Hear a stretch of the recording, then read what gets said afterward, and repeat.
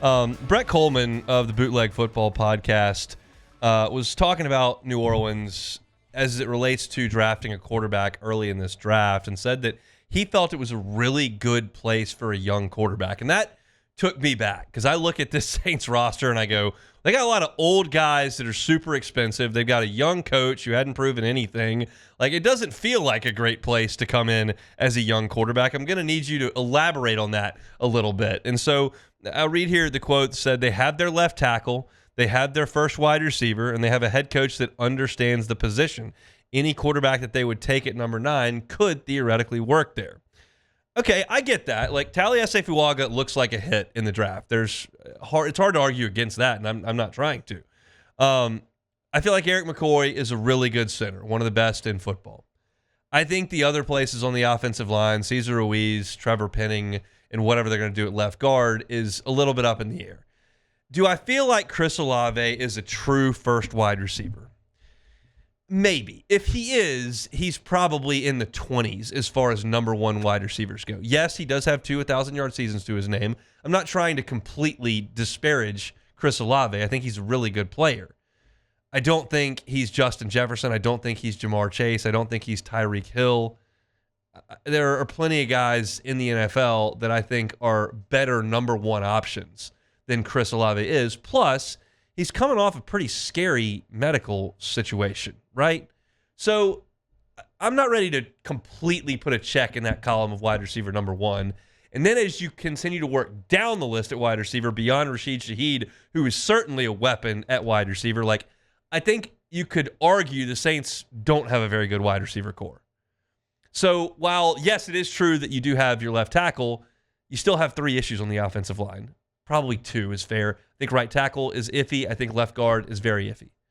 So you're kind of telling a half-truth there saying that Taliese Fuaga is a reason why this is building block. Well, that's a 20% of the offensive line. And then is Chris Olave a true one? Maybe. But the wide receiving core as a whole is not great. Now, I can get on board, even though Kellen Moore is a young first-time head coach.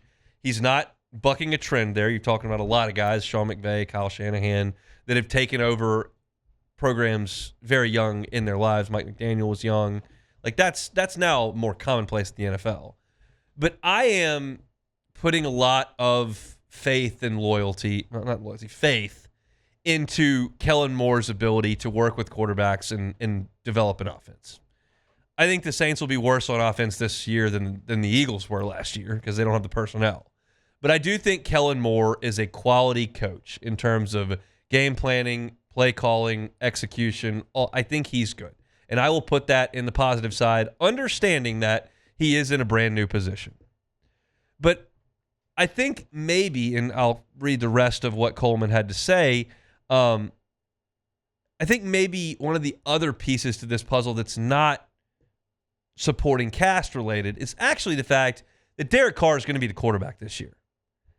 And any quarterback that they take, if they do it at 9, whether it's Dart, whether it's Sanders, any quarterback they take at 9 is likely the second-team quarterback.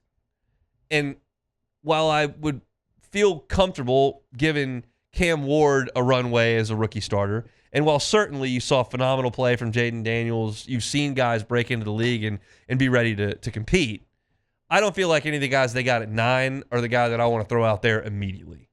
And with Derek Carr there as a placeholder, expensive one, but a placeholder, I think that is a positive for one of those young quarterbacks in this hypothetical.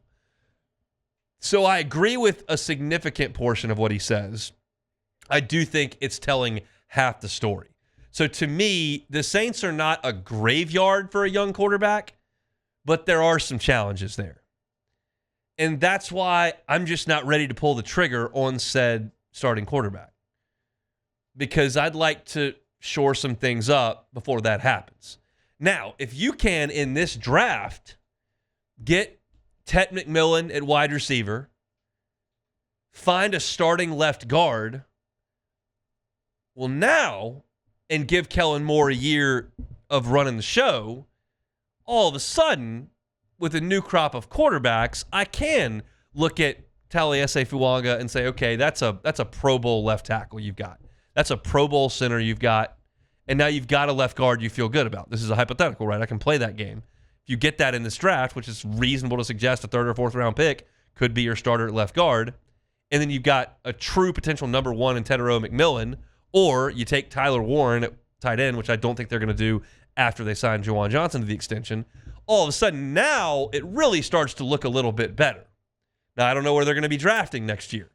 And next year, if you take a quarterback, he's probably got to play. So you do change the dynamic a little bit, but I still think it's more advantageous next year to help the supporting cast and to get that solidified than it is to come into a shaky spot around the 11 in the huddle and put them behind Derek Carr to learn for a year.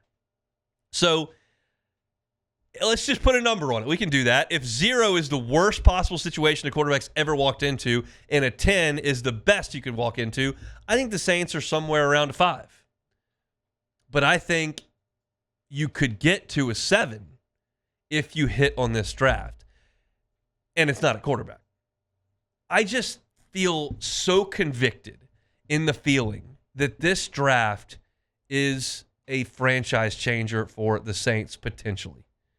They all are, but because of where the Saints are, because of the salary cap, because of the age of the roster, and because they have 9 freaking selections, can you find somehow, some way to get 4 starters out of this? They don't all have to go to the Pro Bowl in year 2. But if you can find 4 starters out of this draft, and that's asking a lot, but it is possible with 9 picks. I'm not even asking you to bat 50%. But if you can find 4 starters and then usher out Carr and usher out Cam Jordan and usher out some of these older players like Tyrann Mathieu and potentially looking at Cam Jordan or Demario Davis, and all of a sudden you free up some cap space, you've got some young players locked in their spots, and then the quarterback hook has to be set. There's a very clear path to getting this done.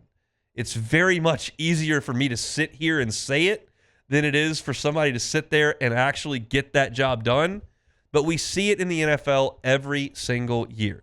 You saw Burrow do it in Cincinnati. You saw Jaden help with it in Washington. You've seen a renaissance in Houston. There are consistent examples of organizations that have been down on their luck, that have been in bad situations, that have worked their way out of it with either a transcendent quarterback or some really savvy roster moves. And the Saints would really like to have both of those. But if you can just start with one with the savvy roster moves, then maybe you set the stage and make life easier on that quarterback and their ability to become that difference maker, that transcendent franchise piece behind the center. Half of what Brett Coleman said, I buy completely. Half of it, I feel like is a half truth, and you need to address some of those things. It's just a huge, huge, huge day for New Orleans in 2 weeks on Thursday and Friday and Saturday to get some pieces into that organization that are young, cheap, and productive. We say it all the time. Doesn't become any less true. They've got to get that done. I don't think it should be a quarterback right now, but we'll just have to see. Hey, it's Hunt. Thanks for watching Hunt on Saints. Before you leave, help us out a little bit. Hit that like button, leave your comments in the section below, and hit that subscribe button so you get all our content right here from Hunt on Saints. We'll see you next time.